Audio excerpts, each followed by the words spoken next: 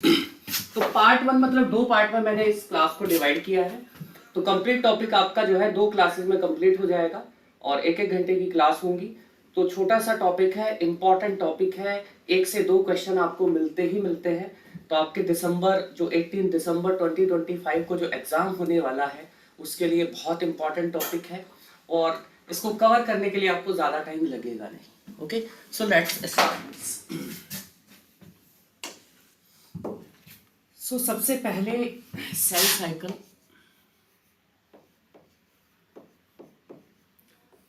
Cell cycle की अगर हम बात करते हैं तो इसके अंदर 4 फेजेस हैं। सबसे पहले एक फेज होती है जीवन फेज। जीवन फेज, उसके बाद दूसरी फेज आती है एस फेज, उसके बाद आती है G2 phase and the last phase is mitotic phase. ठीक है, आई होप आप सभी बच्चों को ये बात पता होगी। This is the whole cell cycle. अब यहाँ पे जब हम बात करते हैं जीवन फेज की, इसका जो टाइमिंग है वो अप्रोक्सीमेटली 11 आवर्स होता है। कितना होता है? 11 आवर्स। एस फेज की बात करें तो अप्रोक्सीमेटली 8 घंटे इसका टाइम है। अगर G2 फेज की बात करें तो इसका टाइम होता है 4 आवर्स का अप्रोक्सीमेटली। ठीक है, और माइटोटिक फेज का जो अप्रोक्सीमेट टाइम है दैट इज 1 आवर। तो टोटल सेल साइकिल का टाइमिंग अगर टाइम पीरियड देखें तो टोटल टाइम पीरियड हो जाता है 24 आवर्स। ठीक है, अब कौन सी फेज के अंदर क्या क्या होता है, क्या क्या चीजें इंपॉर्टेंट है, ये आप लोगों को ध्यान रखना है। सबसे पहले यहाँ पे बात करें तो लेट जीवन की मैं बात कर रहा हूं। लेट जीवन फेज के अंदर होता है एक restriction point. Restriction point in case of animal cells या ह्यूमंस की बात कर रहे हैं हम लोग। ठीक है, ईस्ट के अंदर इसको दूसरा नाम दे दिया जाता है, इसको कह देते हैं स्टार्ट पॉइंट। ठीक है, अब ये जो पॉइंट है ये क्यों इंपॉर्टेंट है, इसकी सिग्निफिकेंस समझ लेते हैं। सबसे पहले तो सबसे इंपॉर्टेंट चीज ये है कि सेल को डिवाइड करना है कि नहीं करना है, ये क्वाइसेंट स्टेज में जाना है, जीनोट फेज में जाना है, तो वो कहां से डिसाइड होता है? इस रेस्ट्रिक्शन पॉइंट से डिसाइड होता है। ठीक है, रेस्ट्रिक्शन पॉइंट अगर एक बार क्रॉस कर गई सेल तो वो किस में एंटर कर जाती है? एस फेज में। ठीक है, और एस फेज के अंदर होता क्या है? एस फेज के अंदर होता है डीएनए का रेप्लिकेशन। DNA replication. ठीक है, डीएनए का रेप्लिकेशन मतलब यहां पे कन्वर्जन हो जाता है 2N का 4N में। डीएनए का अमाउंट डबल हो जाता है। अब डीएनए रेप्लिकेशन की जो प्रिपरेशन है वो कौन सी फेज में होगी? वो जीवन फेज में होगी। तो एक कॉम्प्लेक्स का नाम है जिसको कहते हैं प्री रेप्लिकेशन कॉम्प्लेक्स। मैं PRC यहाँ पे शॉर्ट फॉर्म में लिख रहा हूं। PRC का मतलब है प्री रेप्लिकेशन कॉम्प्लेक्स, जिसका फॉर्मेशन लेट जीवन में होता है। इसके बाद जो स्टार्टिंग पॉइंट है एस फेज का, वहां पे फॉर्मेशन होता है प्री इनिशिएशन कॉम्प्लेक्स का। तो तैयारी जो है रेप्लिकेशन की वो हो गई है जीवन फेज में, और स्टार्टिंग ऑफ रेप्लिकेशन कहां पे होगा? एस फेज के अंदर। ठीक है, जब एस फेज खत्म हो जाएगी तो यहां पे जो डीएनए का अमाउंट है वो 4N हो जाएगा। अब जो G2 फेज है, G2 फेज के अंदर तैयारी होती है किसकी? Preparation of mitotic phase. Preparation of mitosis. ठीक है, माइटोसिस। ठीक है, और माइटोटिक फेज के अंदर की अगर हम बात करते हैं तो यहाँ पे वही सारी की सारी फेजेस आती हैं। सबसे shortest time period mitotic phase का है।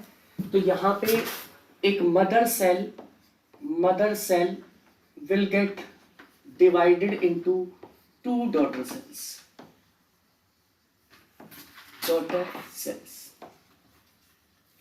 डॉटर सेल, ठीक है, और दोबारा से किस में एंटर कर जाएगी, जीवन फेज में। तो कहानी कुछ इस तरह से है, सेल को डिवाइड करना है कि नहीं करना है वो जीवन फेज में डिसाइड हुआ, और एक बार अगर जीवन फेज क्रॉस हो गई तो डीएनए का रेप्लिकेशन स्टार्ट हो जाएगा, और अगर डीएनए का रेप्लिकेशन स्टार्ट होगा इसका मतलब उस सेल को डिवाइड करना ही पड़ेगा। सेल का डिवीजन माइटोटिक फेज में होगा, माइटोटिक फेज की तैयारी G2 फेज में होगी, डीएनए का रेप्लिकेशन S फेज में होगा, रेप्लिकेशन की तैयारी जीवन फेज में होगी। तो ये छोटी सी कहानी है, इसको आप समझ लीजिए। अब दूसरा एक कॉन्सेप्ट यहाँ पे है जो कि बहुत इंपॉर्टेंट है, जिसपे आपको कई बार क्वेश्चन पूछा जा चुका है, इस पे दोबारा से भी आप लोगों को क्वेश्चन पूछा जा सकता है। जितना टाइम पीरियड, जब हम बात करते हैं टाइम पीरियड के अकॉर्डिंग अगर हम देखें तो G1 plus S plus G2, ठीक है, इन तीनों फेजेस को मिला के हम लोग कहते हैं इंटरफेज। तो आपको दिख रहा होगा 23 आवर्स का जो टाइम पीरियड है वो केवल किसका है, वो केवल इंटरफेज का है, और माइटोटिक फेज का केवल 1 आवर का है।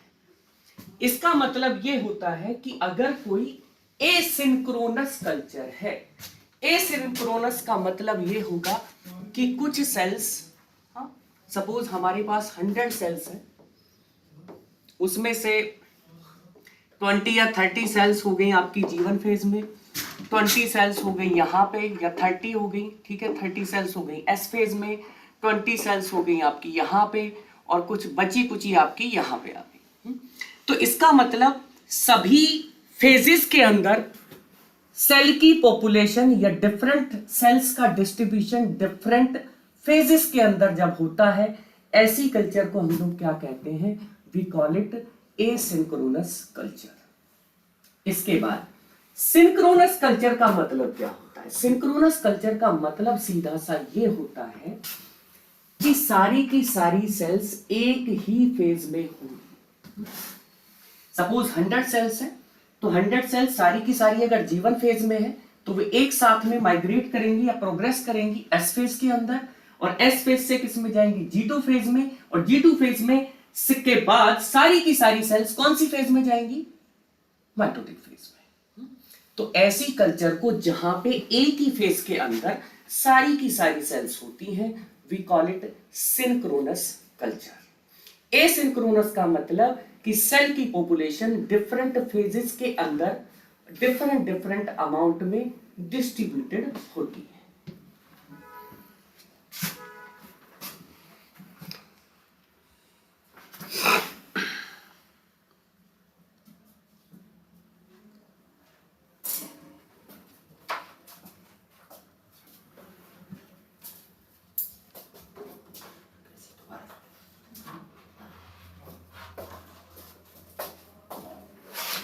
चलिए आगे बढ़ते हैं। Let us move ahead. अब दूसरा जो इंपॉर्टेंट यहां पे है that is called cyclins and CDKs. CDKs का मतलब होता है cyclin dependent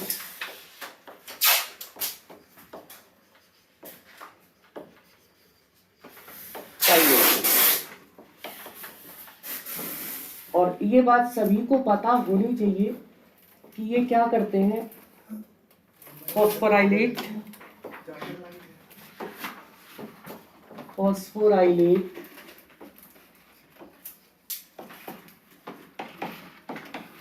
the target proteins.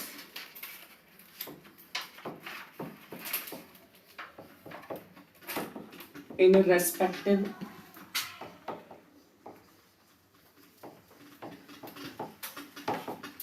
Cell cycle phases.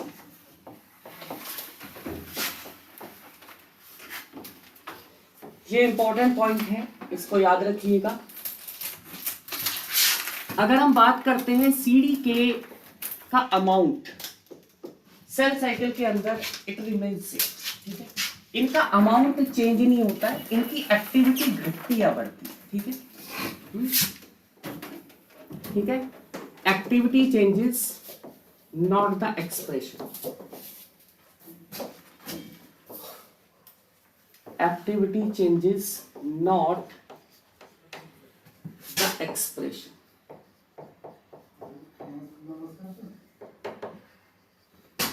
In different cell cycle phases.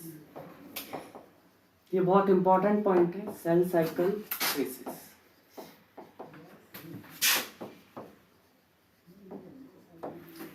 Cyclins की अगर बात करें तो साइक्लिन्स का अमाउंट चेंज होता है, ठीक है, change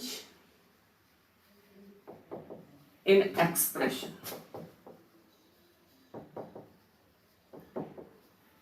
at different cell cycle phases.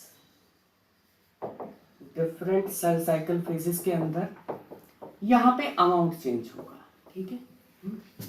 ये इंपॉर्टेंट पॉइंट्स हैं, जितने भी मैंने यहां पे बताए हैं तीनों को याद रखिएगा। सीडीके जब एक्टिवेट होगा तो वो फॉस्फोराइलेट करेगा टारगेट प्रोटीन्स को, ठीक है, ये उसका काम है। सेल साइकिल की डिफरेंट फेजेस के अंदर इनकी एक्टिविटी बदलेगी, वो ऊपर नीचे होगी, कभी बढ़ेगी कभी घटेगी। एक्सप्रेशन मतलब अमाउंट चेंज नहीं होगा। साइक्लिन्स की अगर बात करें तो ये एक्टिविटी नहीं देते, ये एसोसिएट होते हैं सीडीके के साथ में, तो इनका एक्सप्रेशन या अमाउंट बदलेगा, ठीक है, इनकी कोई एक्टिविटी नहीं होती, ये हेल्प करते हैं for the activation of CDK. तो ये तीन इंपॉर्टेंट चीजें आप लोगों को ध्यान रखनी। चलिए आगे बढ़ते हैं, तीनों बातें आपको क्लियर होनी चाहिए। साइक्लिन और सीडीके की ही बात कर रहे हैं, तो suppose this is CDK. CDK ये इनएक्टिव होता है जब अकेला होगा, इनएक्टिव, ठीक है, इसका कोग्नेट साइक्लिन आएगा, this is cyclin, respective cyclin, ठीक है, दोनों का एसोसिएशन होगा, इसको हम कह देंगे cyclin CDK complex, CDK complex, ठीक है, ये पार्शियली एक्टिवेट हो जाएगा, पार्शियली एक्टिवेटेड,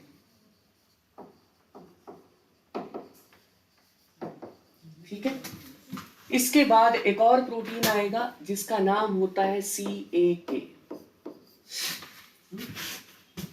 CAK का मतलब है CDK activating kinase, CDK activating kinase, ठीक है। ये क्या करेगा, ये सीडीके को फॉस्फोराइलेट करेगा, तो यहाँ पे एक फॉस्फेट ग्रुप मैंने लगा दिया है सीडीके के ऊपर। साइक्लिन अभी भी एसोसिएटेड है, और ये जो कॉम्प्लेक्स है CDK cyclin complex,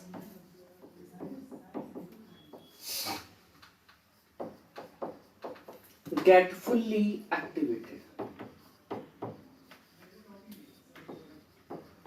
get fully activated, ठीक है। अब ये क्या करेगा, phosphorylate the target proteins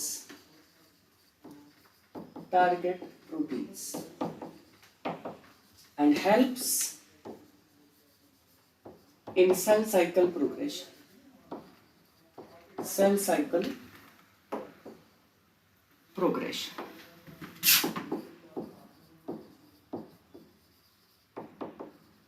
ठीक है। तो ये काम है, यही बात मैंने आप लोगों को पहले भी बताई थी, सेम चीज आप लोगों को ध्यान रखनी है, remember that.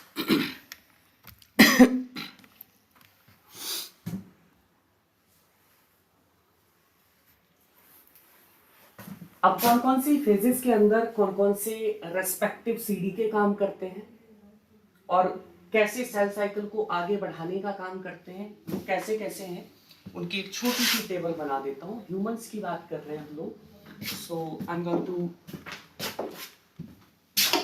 Make that table. तो फेज की बात कर लेते हैं, फेज कौन सी है, सीडी साइक्लिन कौन सा है, साइक्लिन का नाम क्या है, और रेस्पेक्टिव सीडीके का नाम क्या है। CDK। तो फेज की बात करें तो यहाँ पे है G1। अब बात करते हैं G1 से S के अंदर ट्रांजिशन वाली फेज, इसके बाद S phase, and then we have G2 plus M। G2 और M फेज के अंदर एक ही टाइप के साइक्लिन और CDK काम करते हैं, रिमेंबर दैट। तो कैसे याद रखना है, D, E, A and B। Cyclin D, cyclin E, cyclin A, cyclin B। यहां पे होता है CDK4, 6। यहां पे भी CDK2 है, यहां पे भी CDK2 है, यहां पे है CDK1। ठीक है।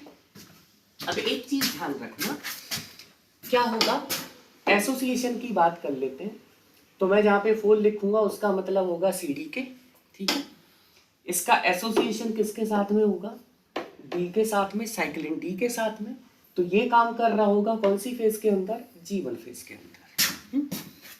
ऐसे ही अगर बात करें तो यहाँ पे होगा G1 to S ट्रांजिशन के लिए साइक्लिन E और उसके साथ में एसोसिएटेड CDK2। तो सेल जो है वो G1 फेज से किस में ट्रांजिट हो जाएगी, it will get transited from G1 phase to S phase. यहां की अगर बात करें तो यहाँ पे CDK2 होगा और साइक्लिन कौन सा होगा, साइक्लिन A होगा। यहां की बात करें तो साइक्लिन B होगा और CDK कौन सा होगा, 1 होगा। और ये जो कॉम्प्लेक्स है ना, इसको ध्यान रखना, इसको मैच्योरेशन प्रमोटिंग फैक्टर भी कहते हैं, मैच्योरेशन प्रमोटिंग फैक्टर, MPF। ठीक है, रिमेंबर दैट, MPF शॉर्ट में। ठीक है। तो G2 और M फेज के अंदर ये वाला कॉम्प्लेक्स काम कर रहा होगा, S फेज के अंदर ये वाला होगा। ठीक है। G1 टू S ट्रांजिट कराने के लिए 2 और E वाला होगा और G1 फेज में 4 और D वाला होगा।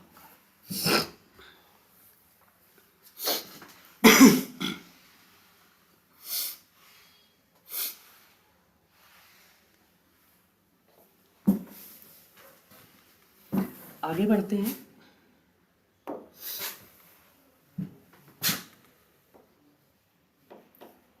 Role of cyclin D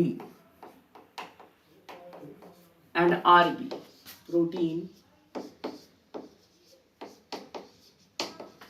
in cell cycle।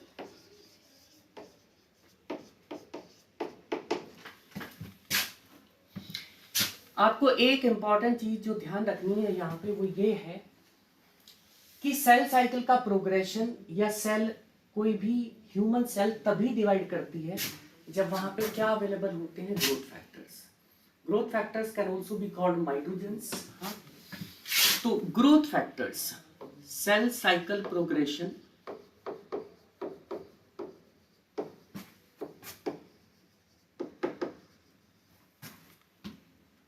occur only when growth factors GFs are present। ठीक है, एक बात हो गई। तो ग्रोथ फैक्टर्स की वजह से क्या होगा, दे एक्टिवेट, ये पहला स्टेप ले लेते हैं। सेकंड स्टेप में क्या होगा, activate RTK signalling, receptor tyrosine kinase signalling,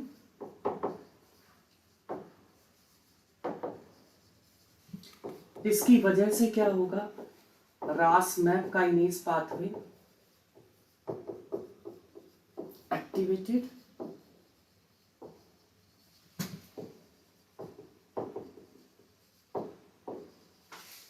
इसकी वजह से क्या होगा, expression of C mice.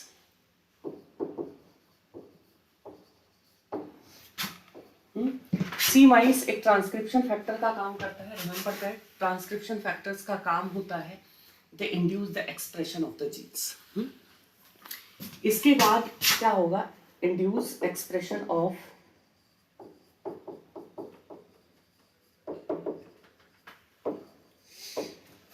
Cyclin D. अब यहां पे क्या होगा, CDK 4 और साइक्लिन डी का कॉम्प्लेक्स बनेगा साइक्लिन डी, ठीक है, और ये एक्टिवेटेड हो जाएगा क्योंकि साइक्लिन की बाइंडिंग की वजह से एक्टिवेशन होता है। हाँ?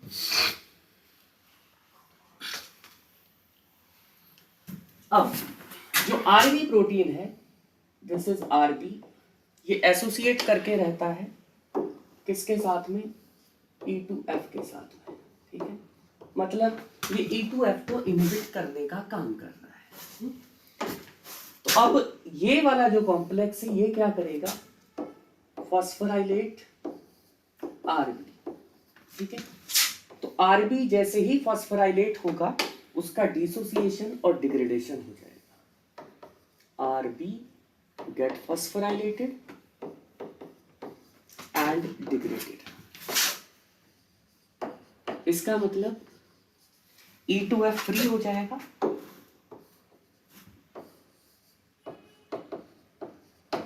और E2F क्या करेगा, इंड्यूस एक्सप्रेशन ऑफ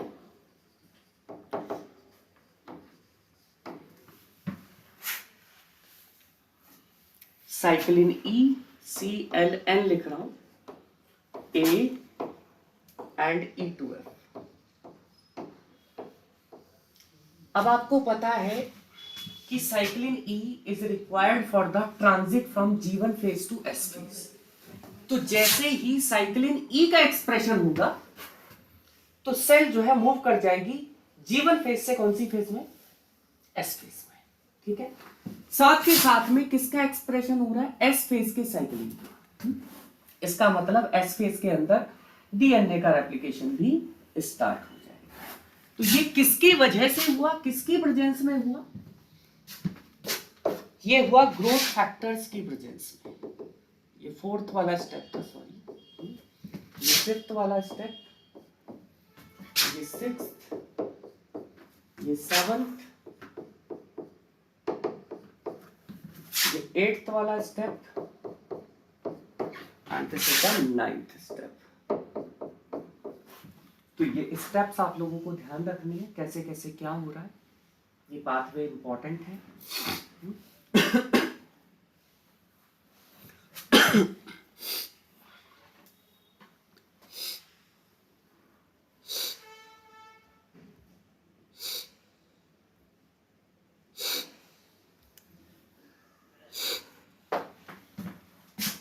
तो एक तरीके से हम ये कह सकते हैं कि ये G1 फेज का कंट्रोल है, कंट्रोल ऑफ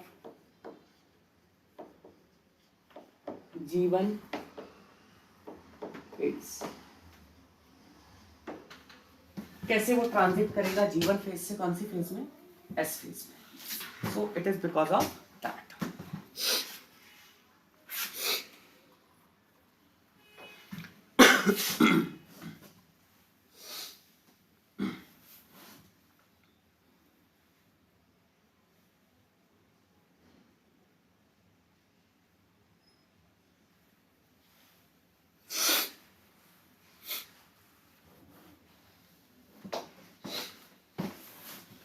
आगे बढ़ते हैं, ये पहला पॉइंट था। अब दूसरे पॉइंट पे आते हैं, S phase control.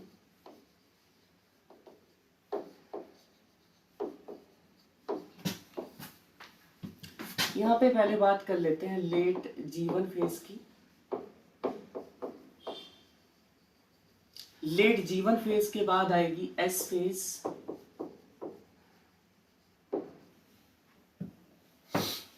S phase के बाद आएगी G2 फेज,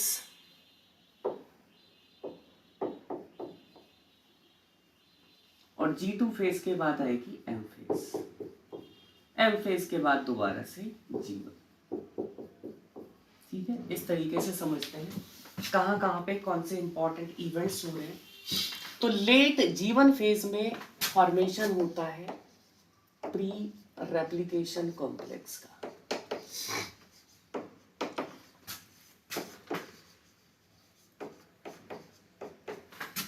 सपोज ये कोई डीएनए है, डीएनए के अंदर ये कोई साइट है, ओरी साइट, यहाँ पे प्रोटीन आके बाइंड करता है, ओरिजिन रिकॉग्निशन कॉम्प्लेक्स।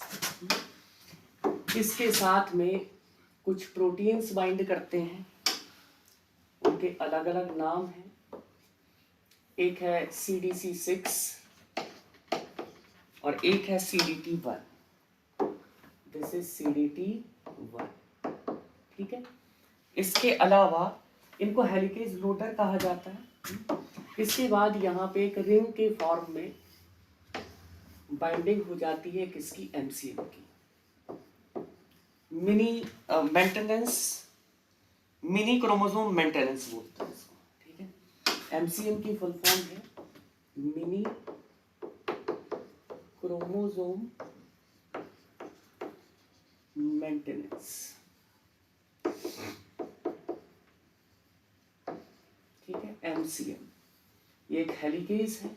हेलिकेज का काम सभी को पता होगा, मूल बायो के अंदर आपने पढ़ा होगा। CDT1 CDC6 को हम लोग हेलिकेज लोडर मतलब MCM को लोड कराने का काम करते हैं, ठीक है। इसी को कहते हैं हम लोग प्री रेप्लिकेशन कॉम्प्लेक्स। हाँ, एस फेज के अंदर क्या होगा, एस फेज के अंदर बनता है प्री इनिशिएशन कॉम्प्लेक्स,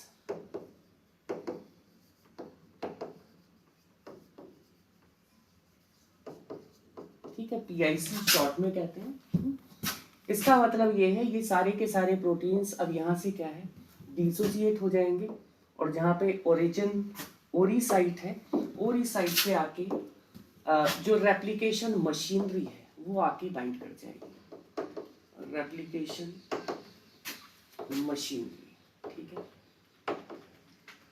मतलब रेप्लिकेशन स्टार्ट होने वाला है, ठीक है। इसके बाद क्या होगा, एस फेज के एंड में यहाँ से 2 क्रोमोसोम बन जाएंगे, मतलब डीएनए का डुप्लीकेशन हो चुका होगा, ठीक है। इस तरीके से डीएनए का डुप्लीकेशन हो चुका है। एक ही सेल के अंदर ये प्रेजेंट है। माइटोटिक फेज में क्रोमोसोम सेग्रीगेशन होगा, सेग्रीगेशन, ठीक है। इसके बाद यहाँ पे 2 डॉटर सेल्स कौन सी फेज में अगेन चली जाएंगी, 2 डॉटर सेल्स, ठीक है। तो वहीं से फिर दोबारा से यही चीज स्टार्ट होगी। तो PRC कब बनता है, PIC कब बनता है, डीएनए का रेप्लिकेशन S फेज में होगा, फिर G2 फेज के अंदर जो है ये क्रोमोसोम आपके जो है डबल हो जाएंगे, ठीक है। मतलब डीएनए का अमाउंट डबल होगा, क्रोमोसोम नहीं, सिस्टर क्रोमेटिड्स का नंबर डबल होगा। M फेज के अंदर क्रोमोसोम जो है सेग्रीगेट करेंगे, या chromatid, specific word chromatid segregation होना चाहिए, क्योंकि हम माइटोसिस की बात कर रहे हैं, ठीक है। We are not talking about meiosis. और उसके बाद जो इक्वल नंबर ऑफ क्रोमोसोम्स हैं, they are going to be present in each of the daughter cell. अब जो इंपॉर्टेंट चीज है, लेट जीवन फेज की हम बात करते हैं तो वहां पे प्री रेप्लिकेशन कॉम्प्लेक्स बन चुका है। एस फेज की अगर बात करें तो यहाँ पे CDK2 और साइक्लिन A, ठीक है, ये काम करता है। G2 फेज की अगर बात करें तो यहाँ पे भी CDK2 है, लेकिन साइक्लिन कौन सा है, सॉरी CDK1 होगा यहाँ पे G2M के अंदर, CDK1 साइक्लिन B ये काम कर रहा होता है, ठीक है। इवन M फेज के अंदर भी यही काम कर रहा होता है। तो ये बात आप लोगों को ध्यान रखनी है, जस्ट रिमेंबर दैट।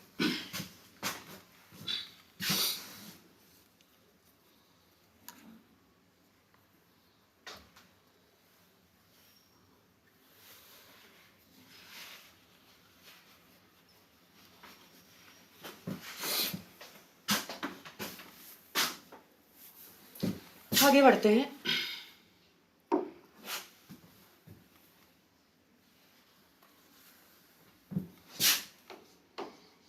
अगर हम कहें लेट जीवन की बात करें तो यहाँ पे पीआरसी बन चुका था। पीआरसी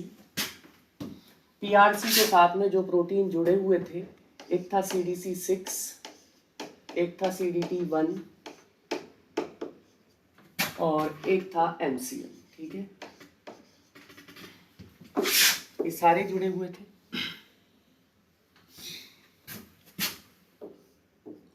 तो जो CDK2 है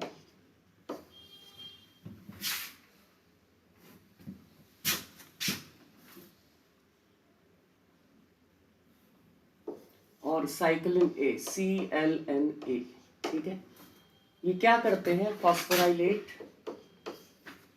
ORC, अच्छा प्लस ORC भी था, एंड CDC6, ठीक है, इनका डिसोसिएशन हो जाता है, डिसोसिएटेड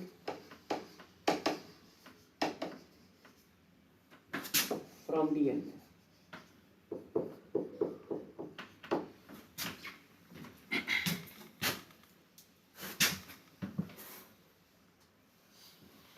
इसके अलावा जेमिनिन एक प्रोटीन है, जेमिनिन इनएक्टिवेट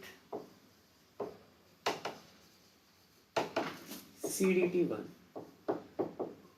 ठीक है। इसके बाद फॉर्मेशन हो जाएगा PIC का। तो ये आ गई आपकी S फेज, ठीक है। यहाँ पे जो इंपॉर्टेंट चीज है, ये जो जेमिनिन है ना, जब हम लेट जीवन की बात करते हैं तो लेट जीवन के अंदर APC एक्टिव होता है, APC एक्टिव,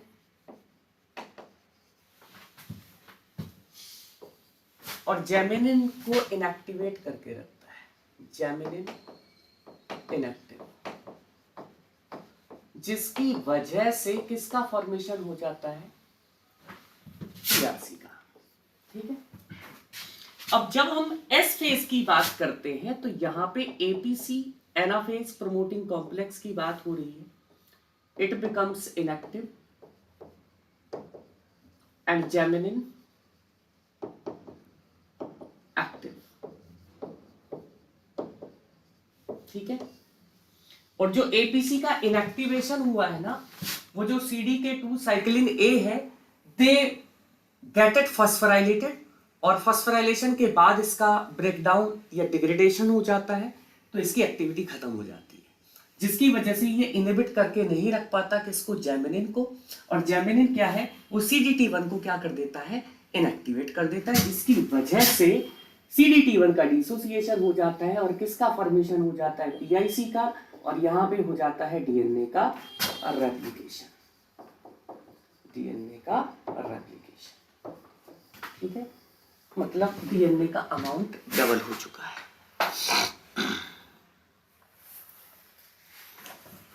उसके बाद माइटोसिस होगा, cell will enter into mitosis. तो ये बात ध्यान रखनी है कि किसका किसका क्या क्या रोल है। MCM वहां से डिसोसिएट नहीं होगा, एक बार वो लोड हो चुका है तो वो DNA को अनवाइंड करता चला जाएगा, पीछे पीछे DNA का रेप्लिकेशन होता चला जाएगा।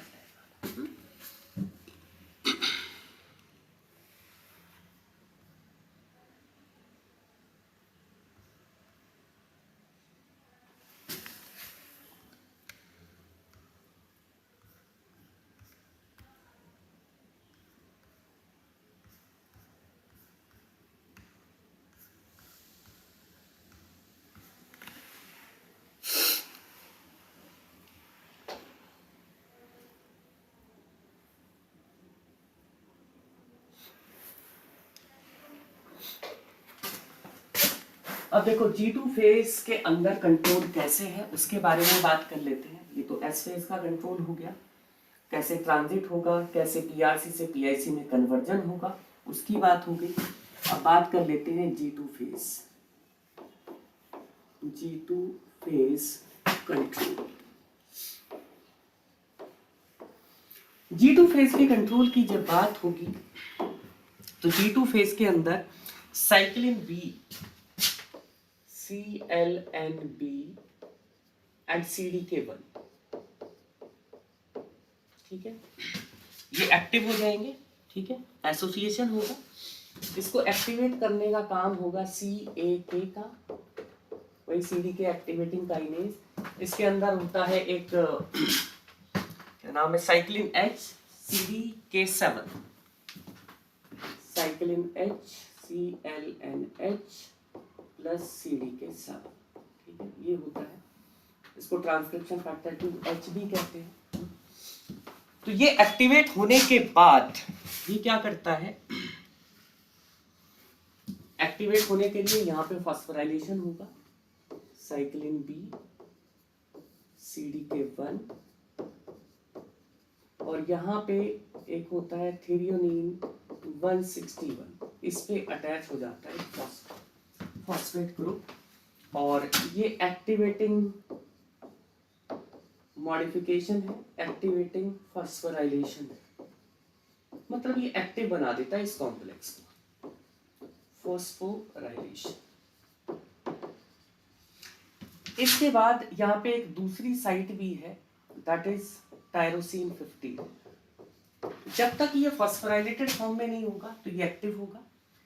अगर ये भी फॉस्फोराइलेटेड है और साथ में ये भी फॉस्फोराइलेटेड अगर हो गया, इसका मतलब इट विल बिकम इनएक्टिव, ठीक है। और ये बात भी आप लोगों को ध्यान रखनी है कि G2 फेज के अंदर भी यही काम करता है और S फेज के अंदर भी यही काम करता है। तो अगर इसकी एक्टिविटी बनी रहेगी तो सेल G2 फेज से माइटोटिक फेज में चली जाएगी। अगर ये इनएक्टिव हो जाएगा तो सेल ना अरेस्ट हो जाएगी, कौन सी फेज में, G2 फेज में। तो यहां पे एक प्रोटीन है जिसको कहते हैं V1 काइनेज। V1 काइनेज क्या करता है, साइक्लिन बी एंड CDK1, ठीक है। एक तो थ्रियोनीन 161 पे पहले से एक फॉस्फोराइलेशन हो चुका था जो कि एक्टिवेटिंग वाला था, लेकिन एक जगह फॉस्फोराइलेशन नहीं हुआ था टायरोसिन 15 पे, तो वहां पे भी क्या हो जाएगा, फॉस्फोराइलेशन हो जाएगा। अब इसकी वजह से ये जो दूसरा फॉस्फोराइलेशन हुआ है, इट विल बिकम इनएक्टिव। इसका मतलब cell arrested in G2 phase, ठीक है, मतलब सेल माइग्रेट नहीं करेगी, है ना। अब इस टाइम पे होगा क्या कि सेल डिवाइड तो कर नहीं रही है, लेकिन वहां पे प्रोटीन का सिंथेसिस वगैरह हो रहा होगा, जिसकी वजह से सेल का मास वॉल्यूम बढ़ेगा, increase in cell mass and volume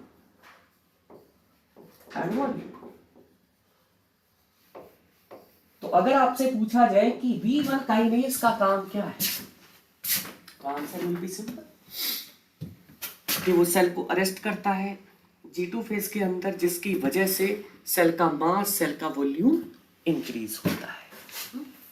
अब दोबारा से अगर सेल को एग्जिट करना है, let me remove that, cell को एग्जिट करना है तो एक दूसरा काइनेज होता है जिसका नाम है पोलो काइनेज। ये क्या करता है, फॉस्फोराइलेट CDC 25 फॉस्फेटेज, ठीक है।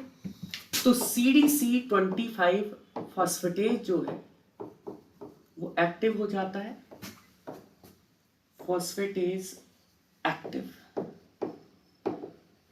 और वो क्या करता है कि इस टायरोसिन 15 वाले फॉस्फेट को हटा देता है, ठीक है।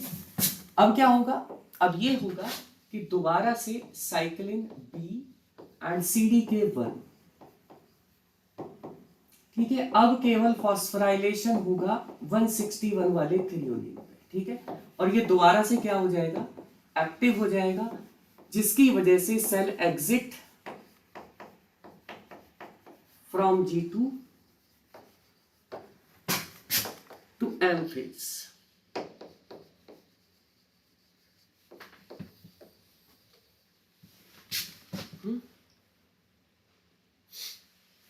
तो पोलोकाइनेज CDC25 फॉस्फेटेज को एक्टिवेट करता है और वो किसका एक्टिवेशन कराता है, इस MPF का। इसका दूसरा नाम मैंने आपको पहले भी बताया था, इसको मैच्योरेशन प्रोमोटिंग फैक्टर कहते हैं। It is required for the cell to transit from G2 phase to M phase.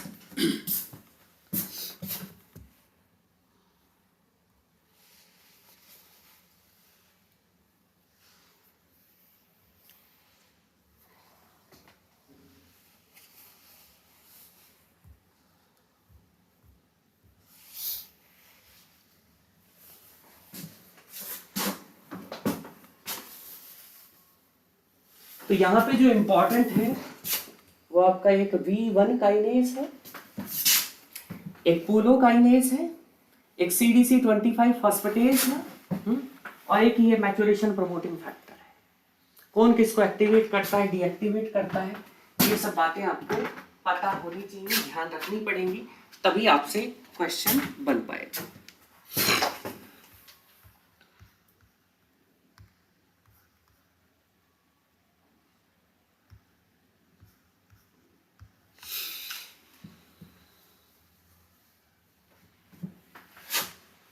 चलिए एक लास्ट हम लोग डिस्कस करने वाले हैं कि माइटोसिस के अंदर CDK1 और जो साइक्लिन B है उसका जो MPF है उसका क्या रोल है ना। लास्ट कॉन्सेप्ट बात कर रहे हैं, ठीक है। इसके बाद हम लोग सेकंड क्लास में इसके आगे की कहानी, जो आपका माइटोसिस है कौन सी फेज के अंदर क्या होता है और किस तरीके से जो है कौन कौन से चेक पॉइंट्स होते हैं सेल को अरेस्ट करने के लिए, different phases of the cell cycle, और फिर कैसे वो दोबारा से एक्टिवेट होती हैं, उसके पीछे की सिग्नलिंग कौन सी है, तो ये सब बातें होंगी।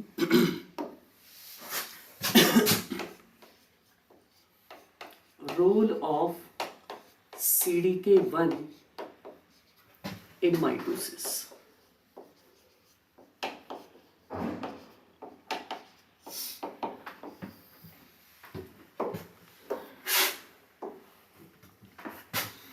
तो कई सारे रूल्स हैं यहाँ पे। CDK1 इसको आप MPF भी कह सकते हो। MPF का मतलब साइक्लिन B प्लस CDK1, मतलब जब ये एक्टिवेटेड स्टेट में होगा, ठीक है। G2 फेज में भी काम करता है, M फेज में भी काम करता है ना। तो एक तो है condensation of chromatin, condensation of chromatin.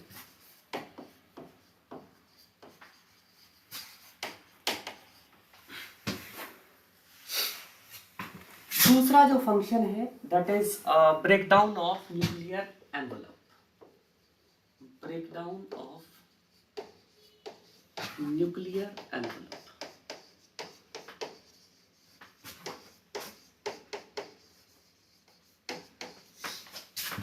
एक है breakdown of ER and Golgi, breakdown of ER and Golgi.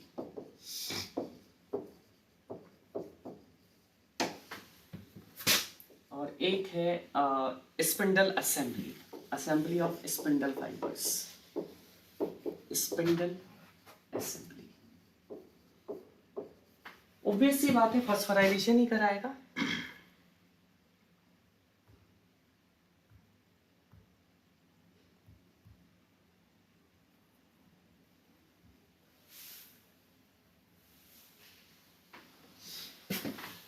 तो कंडेंसेशन की जब बात करते हैं तो MPF जो है फॉस्फोराइलेट कराता है कंडेंसेंस को,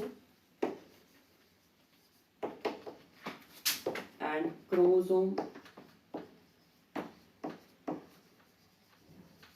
गेट कंडेंस्ड।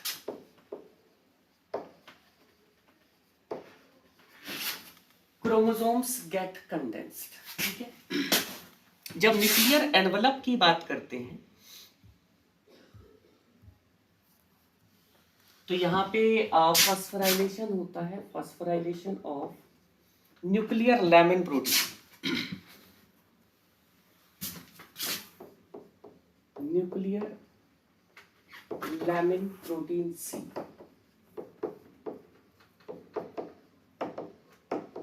ठीक है। उसकी वजह से न्यूक्लियर एनवलप का ब्रेकडाउन हो जाता है। Envelope breakdown. जब हम बात करते हैं फ्रेगमेंटेशन की, तो फॉस्फोराइलेशन ऑफ GM130, जब GM130 की बात होती है तो GM130 फॉस्फोराइलेटेड फॉर्म जो है कैन नॉट इंटरैक्ट विद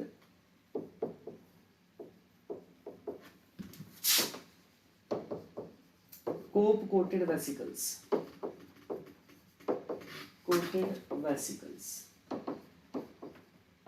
इसका मतलब वेसिकुलर जो ट्रैफिक है between the ER and Golgi वो जो है रुक जाएगा, और उसके रुकने की वजह से दोनों का ब्रेकडाउन हो जाएगा। स्पिंडल असेंबली की जब बात होगी तो फॉस्फोराइलेशन होगा, phosphorylation of microtubule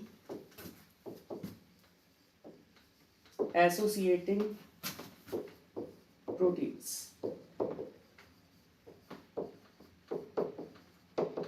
and spindle assembly occurs, and spindle assembly occurs। तो ये कुछ बातें आप लोगों को ध्यान रखनी है। 4 बातें मैंने बताई हैं। MPF का रोल क्या है, ठीक है। तो MPF जो है क्रोमेटिन को कंडेंस कराता है, न्यूक्लियर एनवेलप का ब्रेकडाउन कराता है, ER गोल्जी का भी ब्रेकडाउन कराता है, स्पिंडल को असेंबल कराने का काम करता है माइटोटिक फेज में। तो आज की क्लास को हम लोग इतना ही रखते हैं। आई होप मैंने बिल्कुल शॉर्टेस्ट मैनर में, ठीक है, सारे वो कंसेप्ट जिन पे आपको क्वेश्चन पूछे जा सकते हैं या पूछे गए हैं किसी भी एग्जाम में, चाहे CSIR हो, कोई भी एग्जाम हो लाइफ साइंस से रिलेटेड, सारे के सारे यहाँ तक के मैंने पॉइंट्स क्लियर कर दिए हैं, ठीक है। अब इसके बाद हम जो है माइटोसिस के अंदर जो मेटाफेज से एनाफेज का ट्रांजिशन होता है, that is because of APCC, और उसके बाद जो एग्जिट है माइटोसिस से वो भी किसकी वजह से होता है, APCC की वजह से।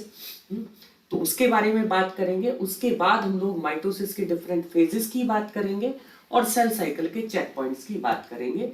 तो कल की क्लास में ये आपका टॉपिक कंप्लीट हो जाएगा।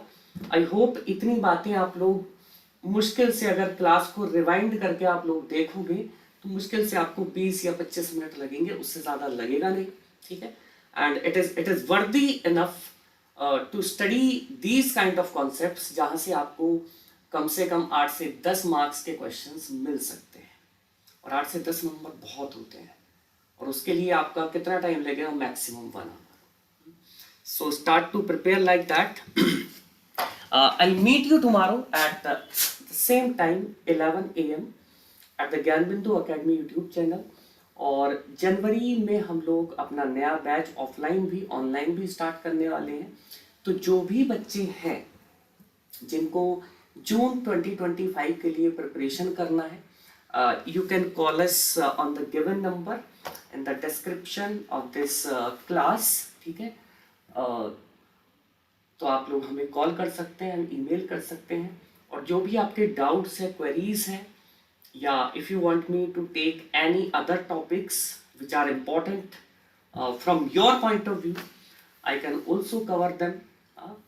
उनकी भी क्लास लगाई जा सकती है। तो please tune in, subscribe, share the Gyan Bindu Academy YouTube channel, and if you want to join you can call us. Thank you.